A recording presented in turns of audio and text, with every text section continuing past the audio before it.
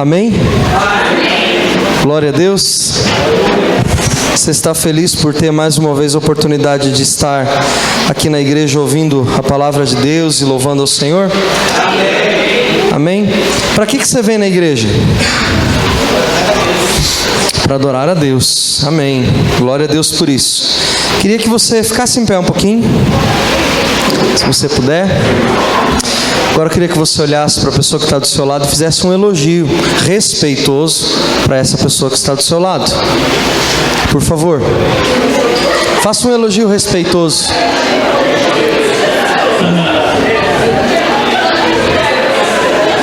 Os maridos já aproveitam, né? As mulheres também. Glória a Deus.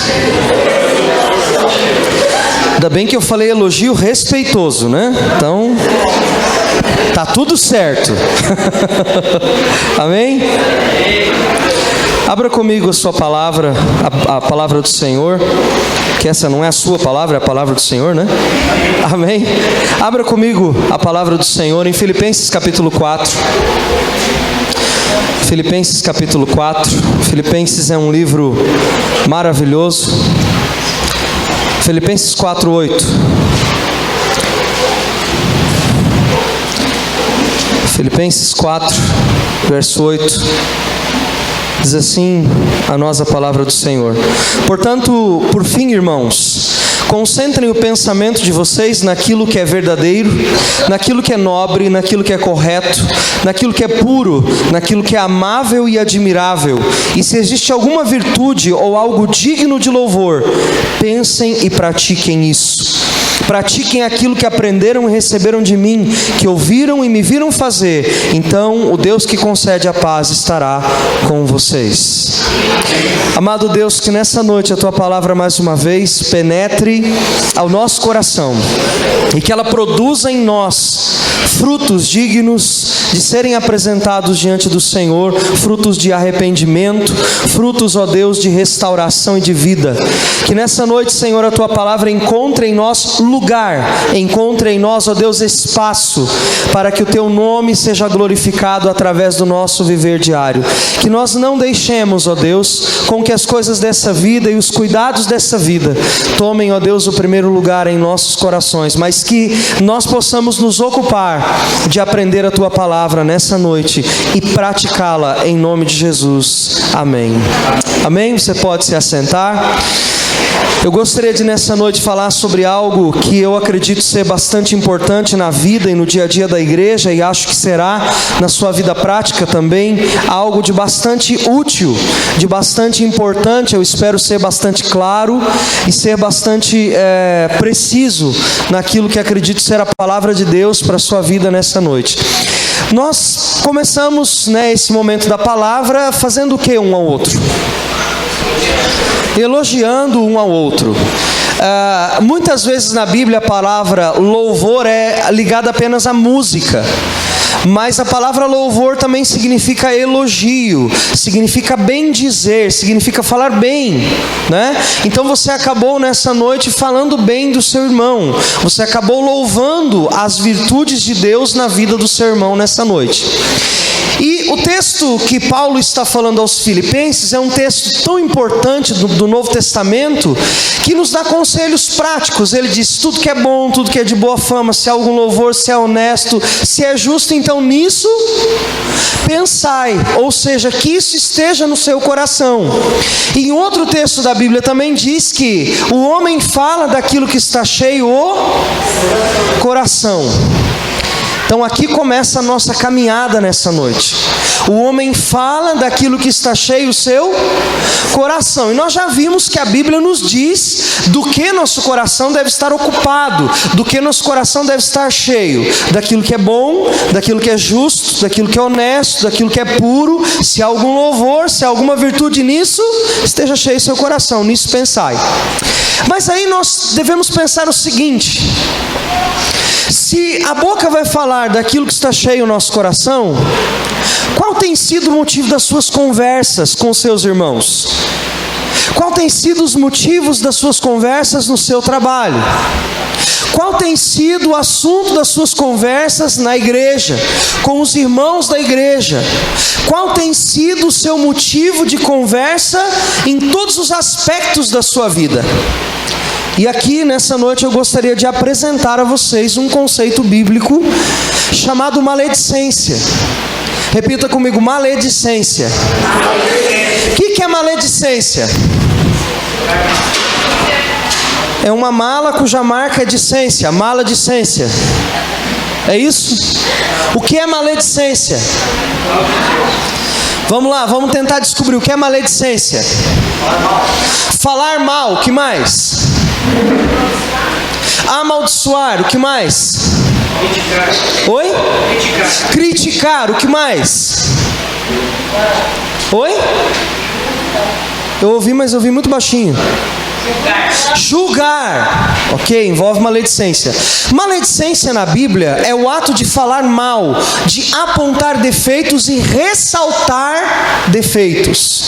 Diga comigo, maledicência na Bíblia significa ressaltar defeitos, apontar defeitos, falar mal, com razão ou não. Olha! Olha! Quer dizer que falar mal mesmo quando eu estou certo está errado? Sim, falar mal mesmo quando você está certo está errado. Porque a gente nunca deve falar mal de ninguém, nem apontar-lhes os seus defeitos. Calma, nós vamos chegar lá sobre aconselhamento, essa coisa nós vamos chegar lá. Mas se isso é o conceito de maledicência na Bíblia, é falar mal, é ter uma palavra áspera, é apontar um defeito, é ressaltar os defeitos de uma pessoa. Pastor, mas por que maledicência é um pecado? Por que a Bíblia fala que nós não devemos ter esse pecado na nossa vida? Abra comigo Gênesis capítulo 9, versículo 6, por favor, se você puder. Gênesis 9, 6. Gênesis capítulo 9, verso 6. Esse texto aqui é um texto muito discutido nos estudiosos do Antigo Testamento. E nós temos uma expressão ali em cima nos textos originais, tá? E eu vou tentar explicar um pouquinho o que ela significa.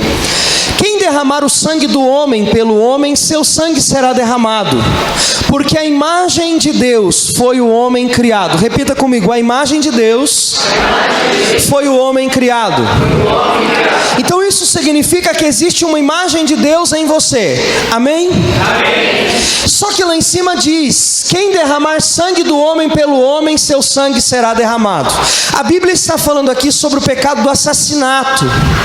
Ela está falando sobre matar outro. Porém, nos textos originais, nos idiomas originais em que Gênesis foi escrito, esse texto aqui também tem o seguinte sentido: aquele que derrama o sangue do homem dentro dele, pelo homem dentro dele, aquele que derrama o sangue do homem dentro dele também o sangue será derramado. O que é que esse texto está querendo nos ensinar? Esse texto, segundo os textos originais, você pode pesquisar isso, existem grandes estudiosos que falam sobre esse texto, existem grandes comentários bíblicos que falam sobre esse texto, e uma das referências maiores e um consenso maior sobre o significado desse texto é muito mais amplo do que esfaquear o outro, do que matar o outro. Alguns sábios até dizem o seguinte, e eu vou ler um pedacinho de um desses comentários bíblicos que nos ensina sobre esse texto. Quando alguém envergonha o seu semelhante em público, comete um assassinato físico e espiritual. Destrói dentro do outro a medida e a imagem, psicologicamente ou espiritualmente, do eterno que está nela. Um sábio ensinou que se alguém envergonha o seu semelhante em público, ele está derramando dentro do seu próximo o seu sangue. E ele disse, sim, isso está bem dito, porque no rosto de uma pessoa que é envergonhada, aparece-se que o sangue lhe é derramado dentro de si quando ela empalidece, ou ainda quando fica vermelha, porque o sangue lhe vem ao rosto e torna-lhe ao corpo. Portanto, quem envergonha publicamente o seu irmão e faz-lhe empalidecer diante dos outros ou diante de si mesmo, está cometendo um pecado de assassinato, que é abominável ao Senhor. Em Gênesis 9:6 diz, isso pode ser traduzido da mesma forma nos textos originais: quem derramar o sangue do homem dentro dele, o seu sangue também será derramado. Perguntaram-lhe então, quando é que o sangue de um homem é derramado dentro dele? Quando ele é publicamente insultado ou envergonhado ou desonrado.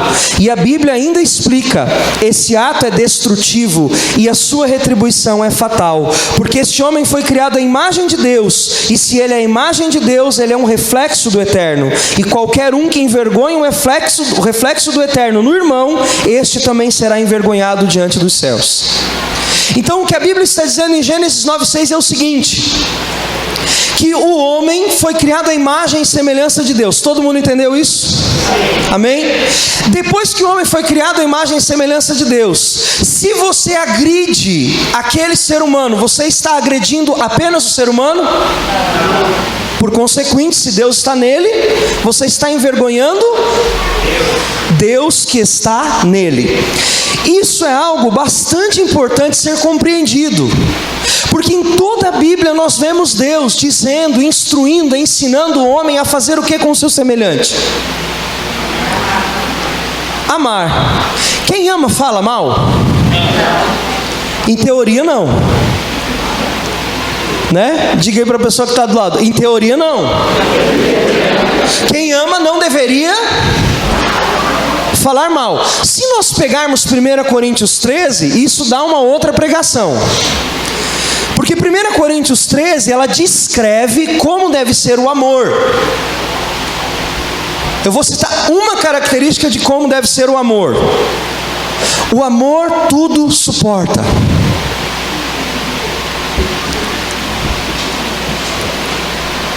O que você me diz disso? Segundo, o amor não pensa em si mesmo. Terceiro, o amor não fala mal. Deu para você enquadrar um pouco do como deve ser o amor no sentido bíblico? Você começou a se sentir desconfortável também?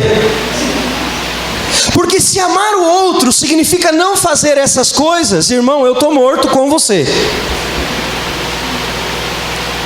Você já ouviu alguém chegar perto de você e dizer assim, tem uma coisa para compartilhar com você? Sabe o irmão? Já ouviu isso alguma vez?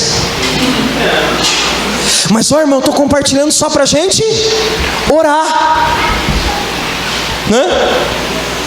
Isso seria maledicência gospel, né? Eu vou falar para você, mas é só motivo de oração. Isso não existe. As Escrituras nos falam sobre a grave consequência da postura de falarmos mal do outro, de levantarmos-nos dizendo coisas do outro negativas. Pastor, mas eu só posso falar bem? Sim, você só pode falar bem. Mas e os defeitos da pessoa? Que bom que você já falou. Os defeitos são de quem? Cuida cada um dos seus. Não é assim que a gente aprende? Que ao invés de a gente apontar o defeito do outro, é para a gente fazer o quê? Olhar para o nosso. Alguém disse uma vez para mim assim, quando você aponta o dedo para o outro, isso é muito grave, porque você tem um dedo apontado para o outro, 3 para você e 1 para Deus. Nada mais bíblico que isso.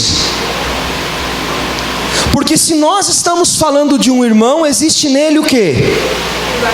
A imagem e semelhança de Deus. E se nós ferimos nesse irmão a sua imagem e a sua semelhança, nós estamos também ferindo Deus que o criou. Tem a questão do pecado e tudo mais, e a gente ainda vai chegar lá. Essa tem sido uma arma extremamente usada por Satanás para destruir a igreja. Quantas igrejas você conhece já que você viu que tinha problema de fofoca, de mexerico, de maledicência, e que isso causou sérios problemas na igreja. Você já viu isso acontecer? Isso só destrói, porque às vezes começa com uma coisinha pequenininha, mas dizem os autores brasileiros que quem conta um conto aumenta um ponto. O que esse ditado está querendo dizer é o seguinte, que cada um que conta a mesma história acrescenta alguma coisa a essa história. E se essa história é a respeito do outro e ela não é uma boa história, o que vai acontecer? Logo ela vai virar um filme de tragédia. Porque se cada um que contar aumentar alguma coisa, esse ciclo demoníaco e diabólico vai fazer o quê? Vai gerar ao seu redor destruição. E a Bíblia tem por grande peso quem veicula esse tipo de conversa. Por exemplo, vocês lembram de alguma história na Bíblia, no Antigo Testamento, que envolveu falar mal e que teve graves consequências? Quem poderia me citar uma história do Antigo Testamento? Contra Moisés. Quem falou contra Moisés? Miriam. Miriam era o que de Moisés? Irmã. O que aconteceu exatamente no momento que ela terminou de falar mal do seu irmão? Ela foi ferida de lepra. Ela estava falando de algo que ela não concordava. Ela apontou um defeito. Ela apontou um possível erro do seu irmão. Ela quis lhe dar o dedo. Ela quis lhe acusar de algo. E o que aconteceu com ela? Ela ficou leprosa. Há alguns autores até que dizem que a primeira pessoa a cometer maledicência foi a serpente no jardim do Éden. Eu achei isso muito legal ao estudar os textos. Porque o que a serpente fala para a mulher? Deus disse para você não fazer, mas eu acho que Ele não está sendo muito honesto com você.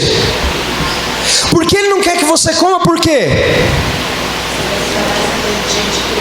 Porque se você comer, você vai ficar igual, parecido com Deus. E Deus não está querendo muito que você seja parecido com Ele. O que isso tem cara para você? Tem cara de fofoca, não tem? Olha, fulano falou tal coisa, mas eu acho que não é bem isso aí não. Porque eu andei sabendo de umas coisas. Então a serpente foi... O primeiro pecado de maledicência na Bíblia foi a serpente no jardim do Éden. Então esse pecado ele é uma coisa muito antiga. E o que o pecado de maledicência no Éden causou? Qual que foi o fim disso tudo? A perda do senso de inocência do homem. Gerou no homem a queda, o que é chamado lá de pecado original, né? Eu não sei se existe pecado falsificado, mas dizem que é o pecado original. Mas causou o afastamento de Deus e o homem. Uma maledicência. Uma coisa que foi dita e que não era verdade. Não era daquela forma. E mesmo que fosse, também não deveria ter sido dita. Qual outro caso na Bíblia que tem graves consequências de maledicência? José e os seus irmãos. José tem um sonho, vai lá diante do pai e fica... O que José faz com respeito aos seus irmãos? Os seus irmãos estão lá trabalhando e tal. E o que José faz no ouvido do seu pai? Ele fala das virtudes dos seus irmãos? Josué é o famoso B.O., né? Pai, estava passeando lá pelo campo e eu vi os nossos irmãos, meus irmãos. E é o seguinte, era hora de eles estarem dando comida para as ovelhas, mas eles não estavam, eles estavam jogando bafo. Eu vi. Pai, eu acho eles muito preguiçosos. Qual é o fruto que José colhe? Eu não estou falando do plano de Deus, eu não estou falando de nada que Deus estabeleceu depois disso, porque Deus é mestre em transformar a tragédia em triunfo. Mas que José errou, José errou. E qual a consequência do erro da maledicência? Ele gerou o que no coração dos irmãos dele? Uma profunda paixão. Os irmãos o amaram profundamente. Eles queriam estar com José. Gerou problemas de relacionamento muito sérios. E até quem não tinha muita coisa a ver acabou pagando o preço pelo pecado da maledicência de um homem. Assim nós podemos ver outras palavras na Bíblia. Por exemplo, quando Davi vinha dançando diante da Arca da Aliança, quando ela retornava para dentro dos muros da cidade, o que a esposa de Davi fez? Pareces um vadio que vem dançando diante da arca de Deus como se fosse um vadio, vestido vergonhosamente. O que acontece com ela? Qual o resultado? Nunca teve filhos. Por quê? Por causa do pecado da maledicência. A maledicência provoca infertilidade. A maledicência provoca divisão de famílias. A maledicência provoca morte espiritual e emocional. Quantas pessoas nós conhecemos que vivem deprimidas por causa do que falaram delas, por causa do que fizeram com a vida delas? Pensa no teu círculo de amizade e veja quantas pessoas foram feridas por esse pecado chamado maledicência. É uma arma poderosa que Satanás está usando desde muito cedo. E a Bíblia diz assim em 1 João 4, 20 e 21, se alguém diz que ama ao Senhor e aborrece o seu irmão, esse é mentiroso. Porque quem não ama o seu irmão ao qual vê, como pode amar a Deus a quem não vê? E dele temos um mandamento a saber, que quem ama a Deus deve amar também o seu irmão. Se amamos, não falamos mal. Muitas pessoas falam mal da igreja. Você sabia disso? Se você sabia, se você não sabia, está sabendo agora. Sempre haverão aqueles que falam mal da igreja. A nossa igreja tem defeitos, certo? Certo. Mas a igreja do vizinho também tem. E a igreja do outro também tem. E a igreja do outro também tem. Mas a Bíblia está nos levando a um outro caminho. Que nós devemos fazer o quê? Ao invés de falarmos mal, fazemos o quê? Falarmos bem, ressaltarmos as qualidades. Existem problemas? Existem. Precisam ser trabalhados? Precisam. Precisam ser melhorados? Precisam, é lógico.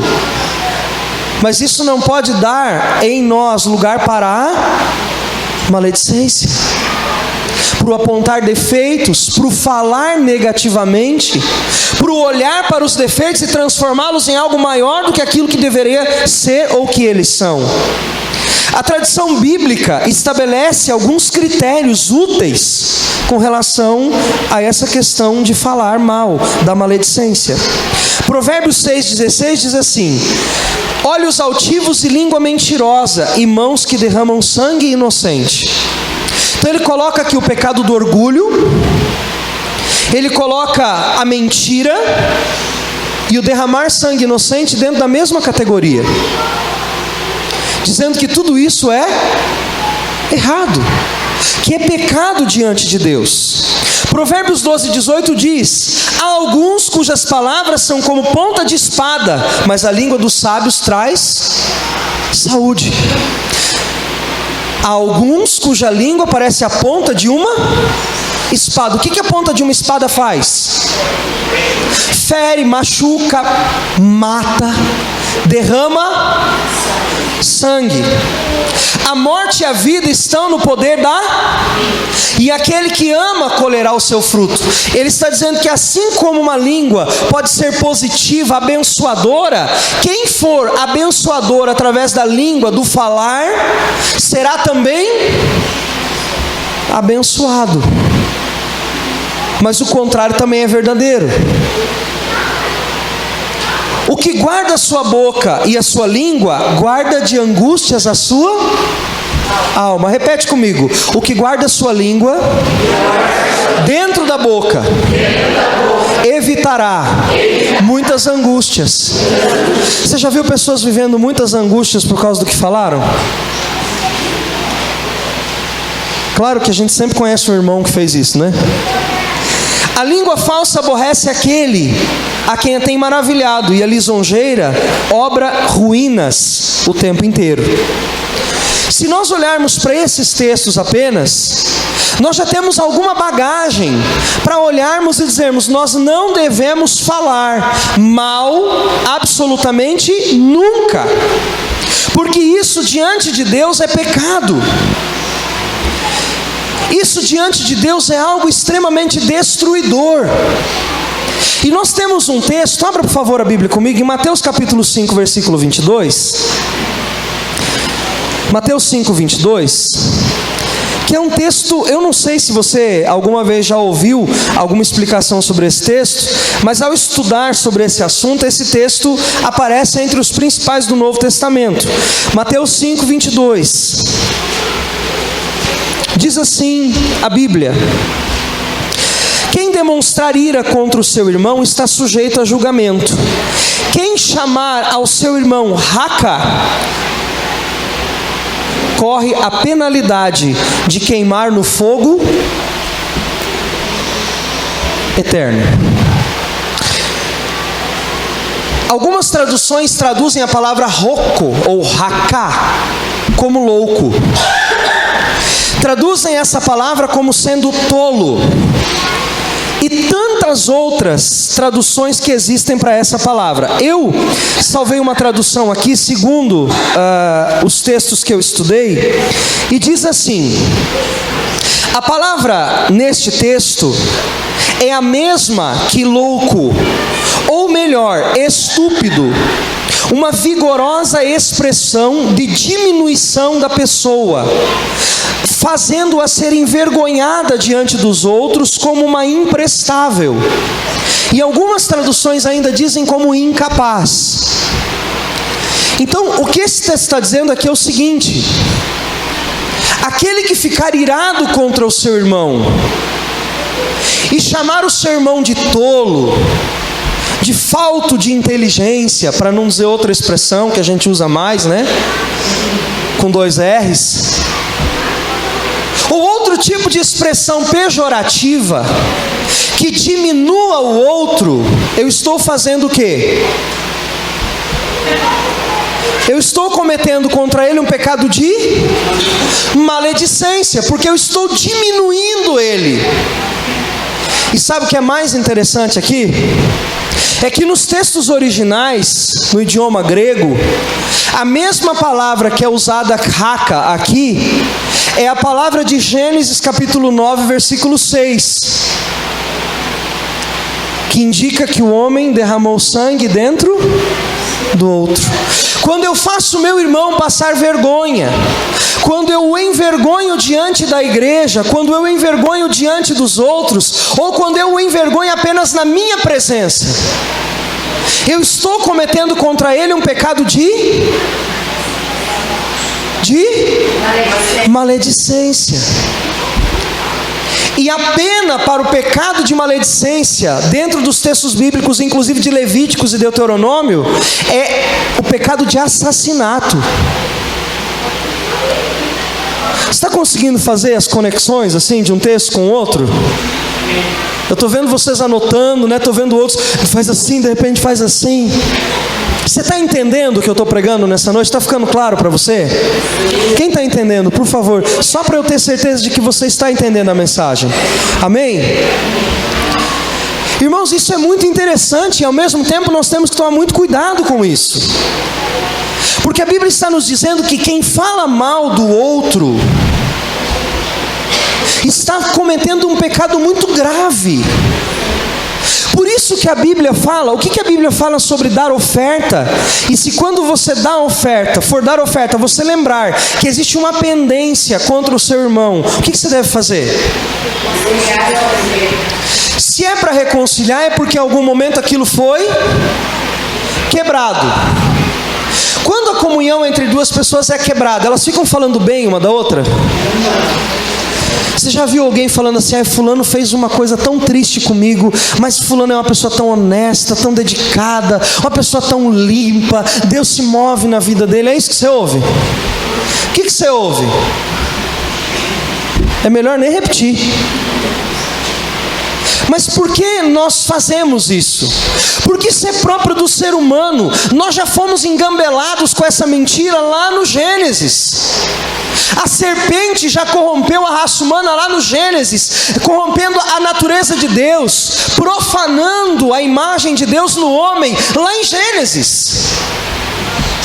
Para que nós incorrêssemos nesse pecado, irmãos, eu descobri uma coisa: o diabo não gosta de viver sozinho.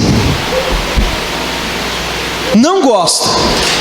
O diabo não gosta de solidão. Sabe por que eu descobri isso? Porque ele quer arrastar com ele o maior número de pessoas para queimar no inferno, porque ele não quer queimar lá sozinho. Então, se ele puder arrastar a mim e a você, ele vai fazê-lo.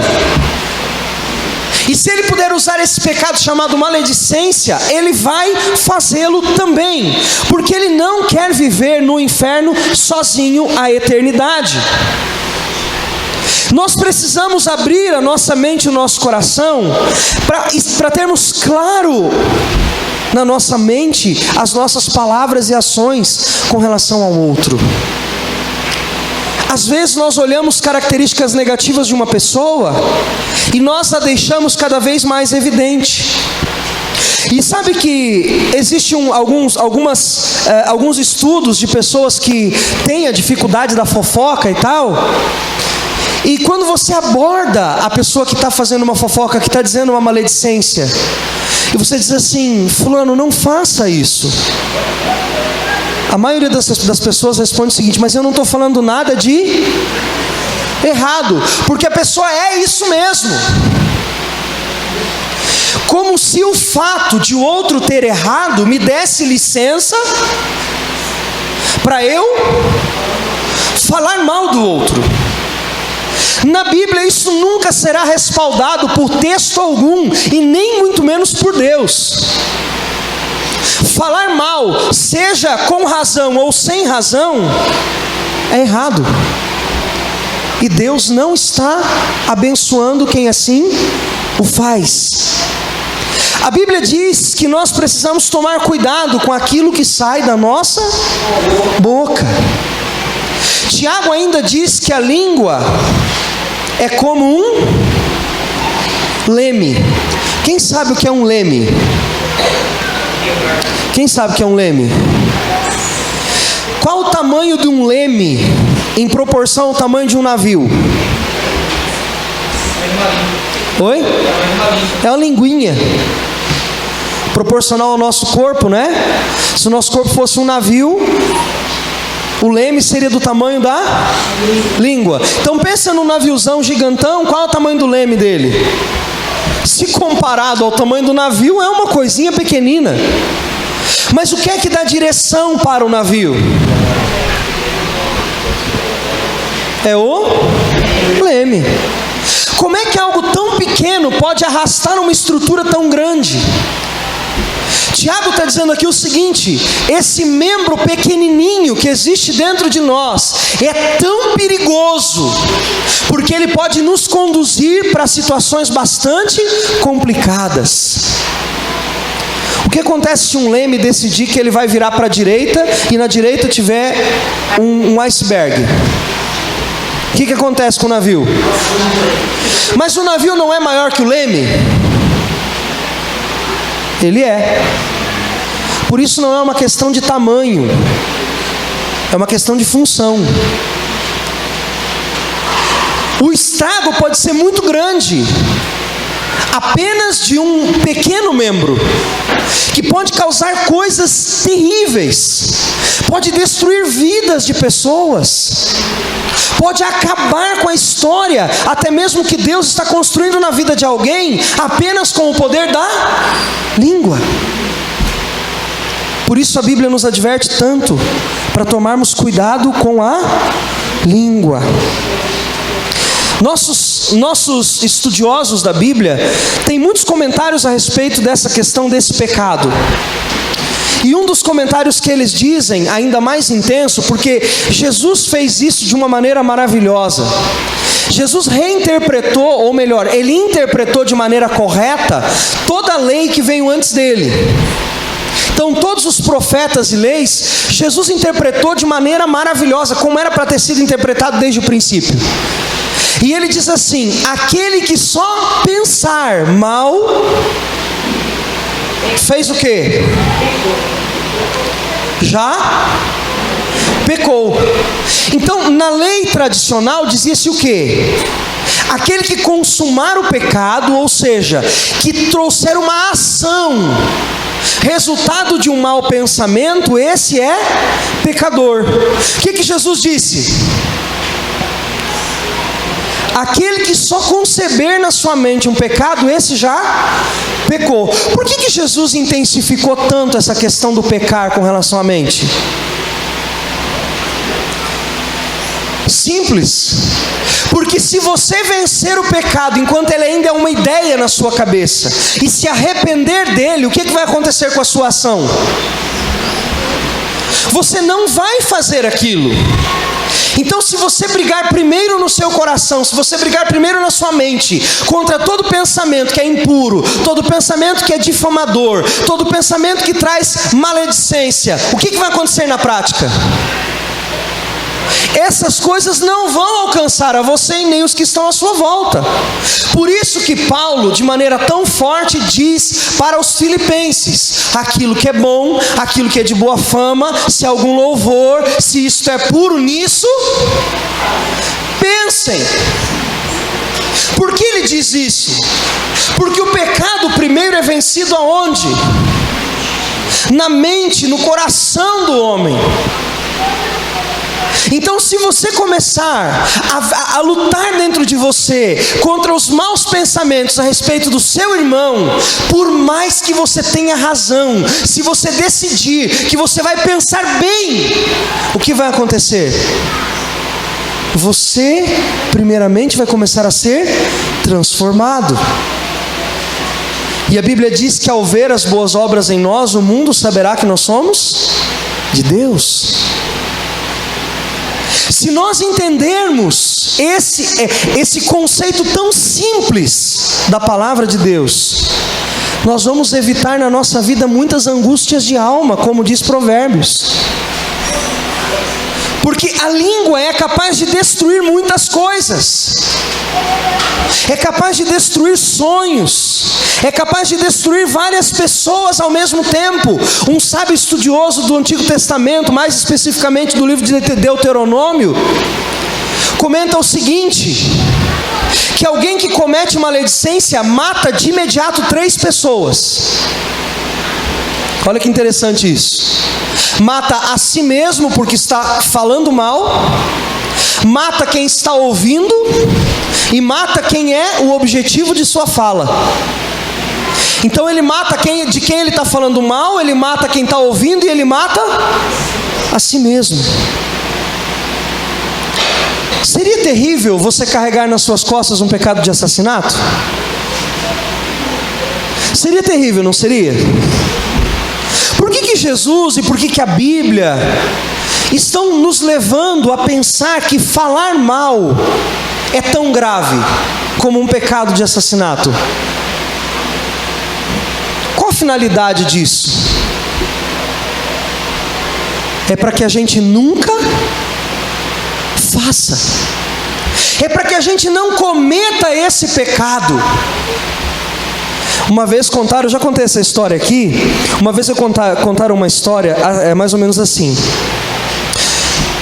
de que um homem não falava mal de ninguém nunca, porque ele era muito crente, muito fiel a Deus. E até que um espertinho apareceu e disse assim: ele não fala mal de ninguém? Não, nunca ouvi ele falar mal sequer de uma pessoa. Ele disse: então eu vou mostrar para você como essa pessoa é capaz de falar mal de alguém. Disse: então eu aceito o desafio. Já conheço ele há muitos anos, nunca ouvi ele falar isso de ninguém. chegaram até ele e disseram assim: fulano de tal, você é conhecido por ser um homem justo, um homem honesto, que nunca fala mal de ninguém. E eu queria saber então de você, o que você pensa a respeito de Satanás? Diz que o homem que não falava mal de ninguém nunca coçou a cabeça, botou assim a mão, ficou pensando. E dali uns 2 minutos ele olhou e respondeu para o rapaz assim: sujeitinho trabalhador esse Satanás. Não é de fato nenhuma mentira. Por quê? Porque Satanás está sempre trabalhando, tentando fazer o quê? Ceifar, roubar, destruir, pôr a mão no que Deus está fazendo, colocar um irmão contra o outro, destruir pessoas. Enquanto o Espírito de Deus está fazendo o quê? Restaurando, libertando, curando, trazendo vida, fazendo com que hajam novos sonhos, novas esperanças. E o que essas histórias todas nos ensinam é que nós podemos escolher como serão os nossos pensamentos e as nossas ações. Que Deus nos deu o direito de escolher pecar ou não pecar. E que falar bem é muito melhor do que falar mal. Que apontar qualidades é melhor do que dizer sobre os defeitos. E eu não estou dizendo aqui, por exemplo, que na figura de liderança, um pastor ou alguém que queira te ajudar muito não pode dizer aonde você está errado. Pelo contrário, porque a Bíblia diz que se eu ver o meu irmão errando e eu não adverti-lo, eu estou tão em pecado quanto ele. Porque eu o vi errar e não o corrigi. Mas corrigir não significa ficar apontando defeitos e falar mal. É muito diferente. Quando você vê alguém errando e você chama essa pessoa em particular e diz: meu irmão, amo muito você, a Bíblia ensina que nós temos que cuidar uns dos outros, e eu estou percebendo algo, eu queria saber se é isso mesmo. Nessa situação eu percebi isso, é isso, meu irmão. A Bíblia diz que se você for até essa pessoa e essa pessoa ouvir você e se arrepender, o que aconteceu? Você ganhou o seu irmão. Mas isso deve ser feito em amor, como a Bíblia ensina. Mas a gente gosta mesmo é do fight, né? Da briga. Todo ser humano é assim. Eu tenho lutado contra isso na minha vida. Porque Paulo diz assim, né? Dos pecadores eu sou o maior. Então se eu vier aqui dizer para vocês: não, isso não é uma luta minha, dos pecadores eu serei mais do que o maior. Mas quando você olha para você e você vê: puxa, isso aqui precisa mudar na minha vida, eu preciso aprender a falar, eu posso expressar, eu posso dizer onde eu estou errado, eu posso dizer o que está acontecendo, mas eu tenho que dizer isso em amor, para eu ganhar o meu irmão, porque nenhuma disciplina é para exclusão, a disciplina é para inclusão, é para eu trazer de novo aquele que está se perdendo, e não para eu terminar de afastar aquele que está no caminho da perdição, ainda que alguns deles vão escolher ir embora. A Bíblia diz: se ele te ouvir, você ganhou o teu irmão. Isso é muito importante para a igreja dos nossos dias, aonde os crentes são muito livres, né? Se você sair daqui hoje e você disser: eu não vou vir mais nessa igreja, eu vou numa outra igreja, o que vai acontecer? Você vai. De Deus a gente nunca escapa, é claro, né? Você vai ser aceito, vai estar lá na outra igreja, vai ser uma bênção, glória a Deus. Mas resolva as suas pendências. Não fale mal. Porque todos aqueles que falaram mal de algo que Deus estava fazendo, acabaram como? Tão mal quanto falaram, se não pior. Veja o caso dos 10 espias que foram entrar em Canaã para ver se a terra era aquilo que Deus havia dito. O que aconteceu com eles? Eles entraram em Canaã, ficaram observando, e qual foi o relatório deles? Gente, não vai dar, né? Deus falou, mas não é assim. É muito perigoso, vão destruir a gente, vai acabar com tudo, não vai ser bênção, vamos voltar. No deserto é melhor, tem outras terras para a gente ir. Eles não enfrentaram as dificuldades daquele lugar que Deus havia dado para eles. E Deus às vezes nos põe nos lugares para a gente enfrentar as dificuldades daquele lugar junto com aquele povo daquele lugar. Deus estava colocando Israel dentro de Canaã, dizendo: você vai ter que resolver esses problemas aí de dentro da sua promessa. Não fuja disso. Mas por causa da maledicência aconteceu o quê? Nenhum deles alcançaram a promessa. Por quê? Porque falaram mal daquilo que Deus havia falado bem. Fizeram o mesmo pecado da serpente agora contra Deus. Por outro lado, aí eu quero levar você para esse outro lado agora. O que aconteceu com os que falaram bem acerca da promessa? Qual que foi o relatório de Josué e de Calebe? É verdade, a terra tem gigantes. Eles disseram que a terra não engole os seus habitantes? Não. Eles entenderam, tem problemas? Tem. Tem inimigos para serem vencidos? Tem. Mas a terra é exatamente como Deus falou. A bênção naquele lugar, Deus se manifesta naquelas terras, existe provisão como Deus disse, o mel destila dos favos, o leite escorre pelos vales, a abundância de pasto, ali Deus disse, e é assim como Deus disse. E o que aconteceu com esses dois homens? Eles entraram na promessa. Por que eles entraram na promessa? Porque se recusaram a maldizer aquilo que Deus havia dito. Se recusaram a acreditar na maledicência e preferiram acreditar na palavra de Deus e pensar bem a respeito daquilo que Deus pensa bem. Se por um lado pensar mal e falar mal é um pecado, pensar bem e falar bem é uma virtude. E essa virtude traz consigo bênção. Essa virtude traz consigo vencer muitos obstáculos. Essa virtude traz consigo alegria, felicidade. Transforma o ambiente onde você está de um lugar maldito a um lugar abençoado. O poder da maledicência só não é melhor e não é maior do que o poder da bênção. Lembra que pagaram um profeta para falar mal de Israel? E o que acontecia com esse profeta? Ele era pago para fazer o quê? Maledicência. Toda vez que ele abria a boca para profetizar maldição, o que é que Deus fazia? A Bíblia diz que Deus fazia. Deus obrigava ele a abençoar aqueles a quem eles haviam pago para serem amaldiçoados. Sabe por quê? Porque aquele povo tinha entendido que ao invés de ficar apontando defeitos e dificuldades, eles agora deveriam falar bem. Eles deveriam exaltar a Deus, eles deveriam abençoar o irmão, abençoar a pessoa que estava ao seu lado. E Deus olha para eles e eles aprenderam o caminho da bênção.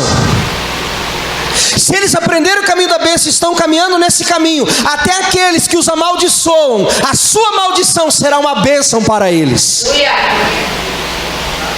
Todo mundo tem alguém que você sabe que quer o teu mal, né? É assim. Seja no trabalho, seja na rua, seja onde você vive, tem sempre alguém torcendo para o jacaré. Você já viu aquele joguinho de videogame muito antigo, que você tem que pegar o cipózinho e atravessar por cima do rio e o jacarezinho fica lá assim? Já viu esse joguinho? Então tem gente que fica torcendo pro jacaré. Rebenta, rebenta, rebenta. Só para te ver cair, você devorado. Mas aqueles que abençoam também são abençoados. A Bíblia diz isso. O povo que abençoou, o povo que disse é exatamente como Deus falou, esse povo foi abençoado. Por isso, irmãos, é tão importante nós sabermos dessas verdades que são práticas na nossa vida. Falar mal nunca é certo, mesmo que você tenha razão. Repita comigo: falar mal nunca é certo, mesmo quando eu tenho razão. Mas é muito difícil. É fácil isso, não? É muito difícil. Pastor, então como é que a gente faz para vencer esse pecado chamado maledicência? Eu queria compartilhar com vocês uma liçãozinha antiga, muito antiga, chamada lição das 3 peneiras. Quem já ouviu falar? Quem já ouviu falar na lição das 3 peneiras? Eu sei que a Gessimi já ouviu falar. Quer alguém mais? Então eu vou ajudar você nessa noite e vou te dar uma liçãozinha chamada a lição das 3 peneiras. Vou contar a história. Conta-se que um amigo uma vez procurou o outro para contar uma informação que julgava ser do interesse do outro. Então vamos construir a história. Uma pessoa ficou sabendo de algo e ela disse assim: puxa vida, o pastor Nelson tem que saber disso. E ela vai lá para contar para o pastor Nelson. Chega na casa do pastor Nelson, bate lá, ele já chama para entrar, para tomar um café. E a pessoa sente e diz assim: eu vim aqui para te contar uma coisa. Daí o pastor diz assim: espera aí um momento. Antes de você me contar, eu quero saber se você já passou essa informação pelas 3 peneiras. O pessoal olha com os olhos desse tamanho para ele e diz assim: o que são essas 3 peneiras? Ele disse: nós vamos peneirar o que você quer me dizer por 3 peneiras. Então eu vou te ensinar. A primeira peneira é a peneira da verdade.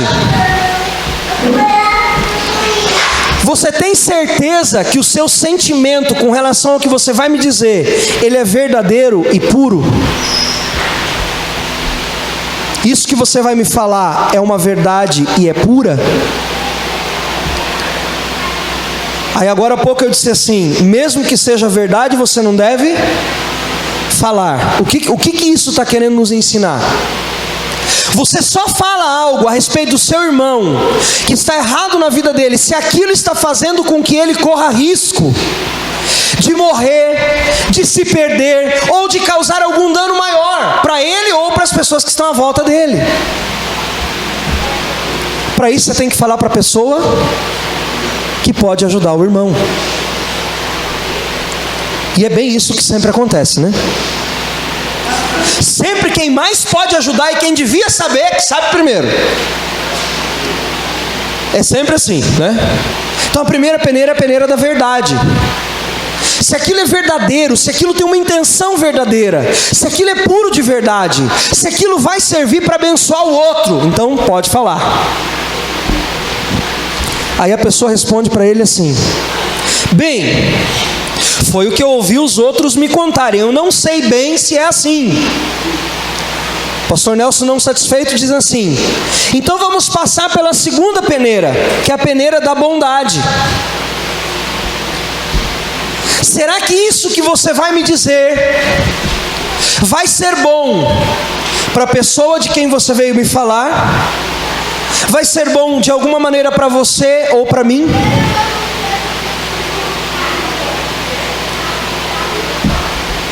Envergonhado, a pessoa responde: acho que não.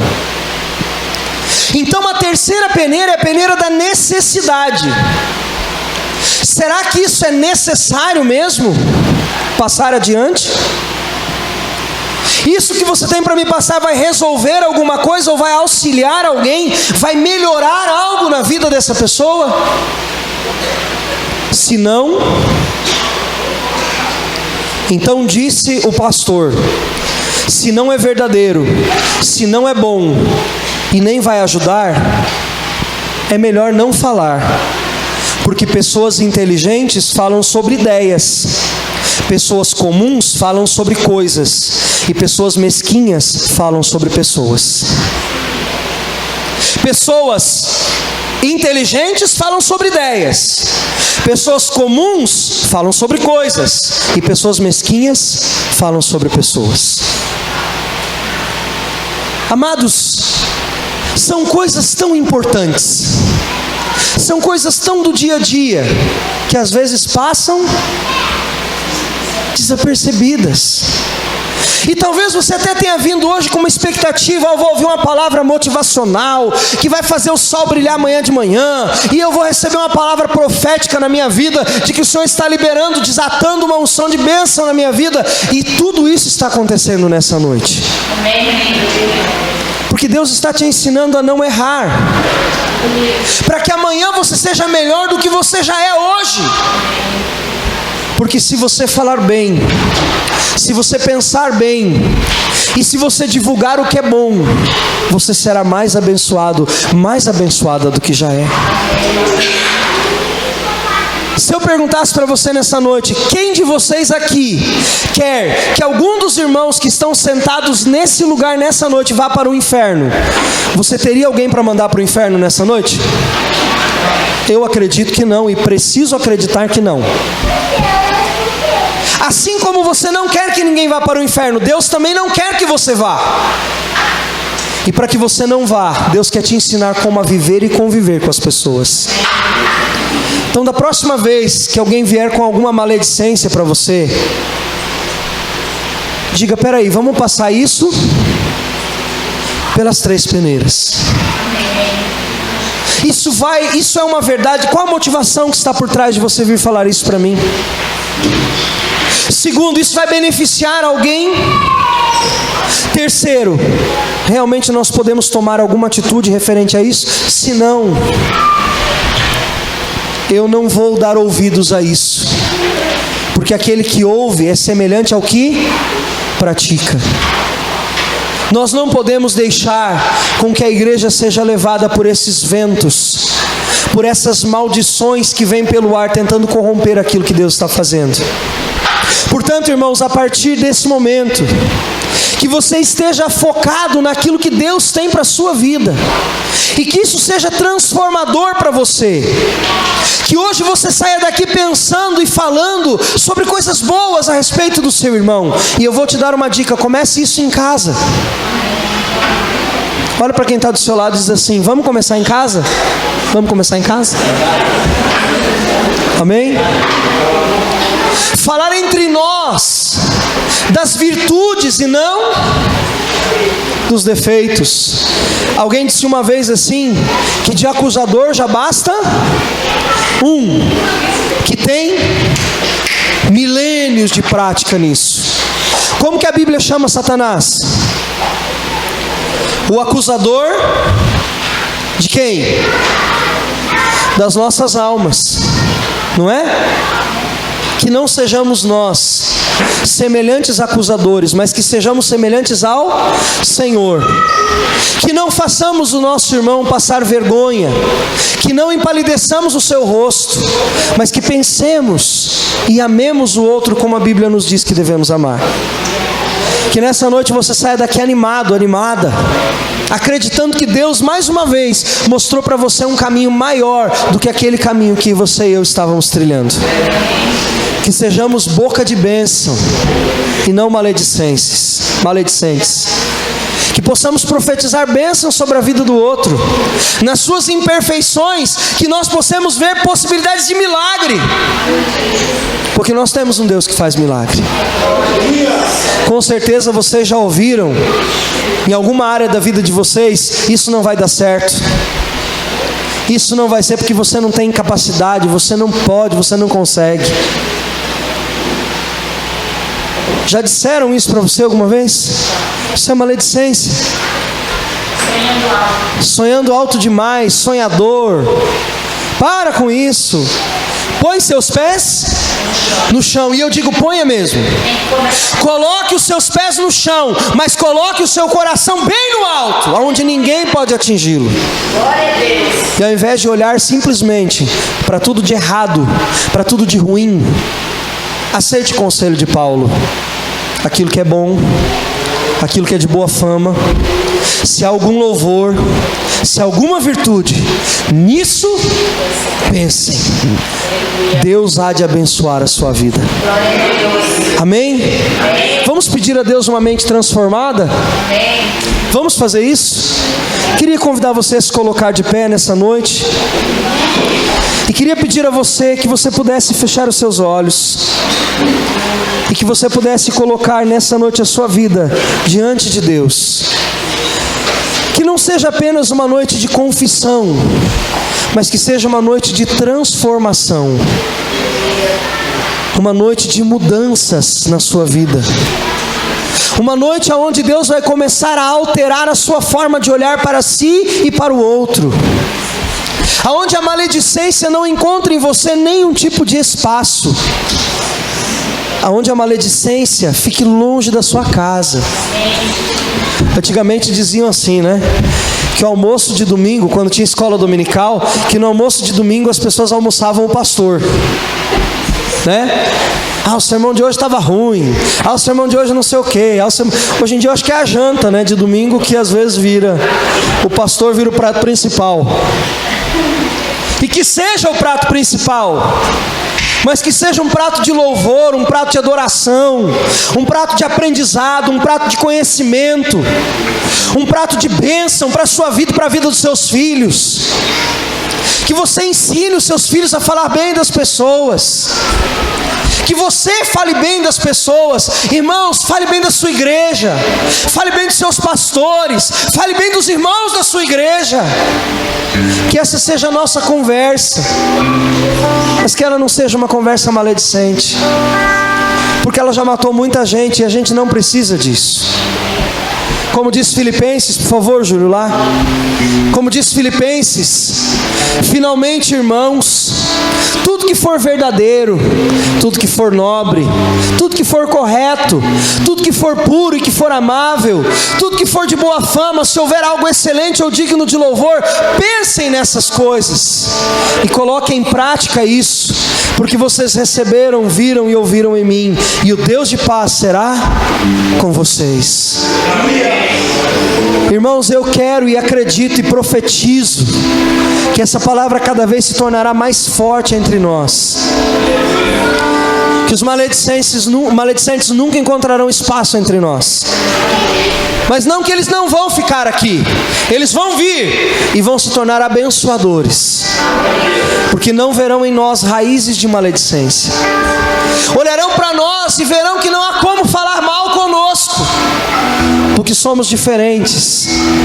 Porque tudo aquilo que é bom, tudo aquilo que é nobre, tudo aquilo que tem louvor, tudo aquilo que é de boa fama, é nisso que nós pensamos. Que seja essa uma palavra de vida para o teu coração. E que você aprenda a lidar com a maldição através da bênção. Abençoe. Abençoe muito e sempre. E a bênção virá para você sob medida. Da mesma medida que você abençoou, você será abençoado. Feche os seus olhos nesse momento. Coloque a sua vida na presença do Eterno. Deixe que o Eterno fale ao seu coração. Deixe que o Eterno abra o seu entendimento e compartilhe com você suas palavras de vida e de sabedoria. E que nessa noite, tudo aquilo que você ouviu seja tido para você como algo que realmente veio da boca e da mente de Deus. Que você possa nessa noite receber toda boa palavra que vem do Senhor. Que nessa noite você possa sair desse lugar com algo novo acontecendo dentro de você. Que você possa sair nessa noite com algo novo dentro da sua casa, dentro do seu coração, e que isso seja vida para toda a sua família.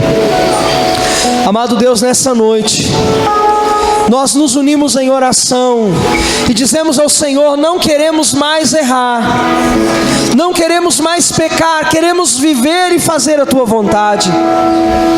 Que nessa noite, Eterno, a Tua palavra tenha encontrado dentro de nós lugar.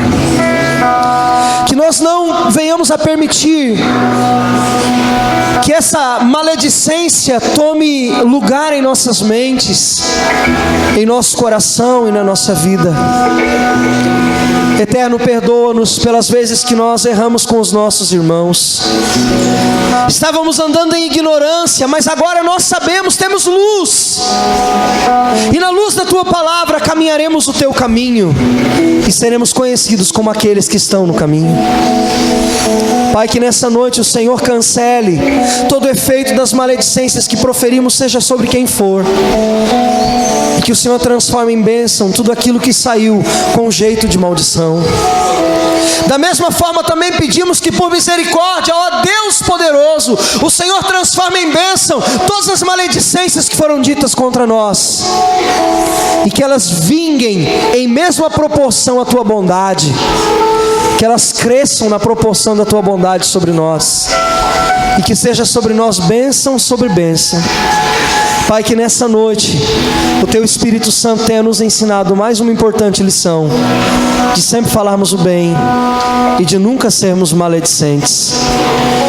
Deus, que nessa noite o Senhor nos ajude a viver segundo a Tua palavra. Libera em nós, Deus, a sabedoria do Teu Espírito Santo, e que essa palavra fique dentro de nós e que ela seja trazida para a realidade do nosso dia a dia. O Senhor te abençoe e te guarde. O Senhor faça resplandecer o seu rosto sobre ti e tenha misericórdia de ti. O Senhor sobre ti levante o seu rosto. O Senhor te dê a paz. Que seja uma semana debaixo de muita bênção na sua vida e na sua casa. E que você seja um abençoador. E que toda maldição que foi proferida sobre você se transforme em bênção. Em nome do Eterno de Israel. Em nome de Jesus. Amém. Amém? Diga comigo, eu declaro verdade sobre a minha vida. Que toda maldição virou bênção. Tudo aquilo que foi dito sobre a minha vida, que era maldição, hoje Deus transforma em bênção. E eu me aposto dessa bênção. Da mesma maneira, se falei mal, se amaldiçoei, se fui maledicente, eu peço perdão. E também declaro que toda maldição proferida contra os outros se torne agora bênção, em nome do Eterno, em nome de Jesus. Amém.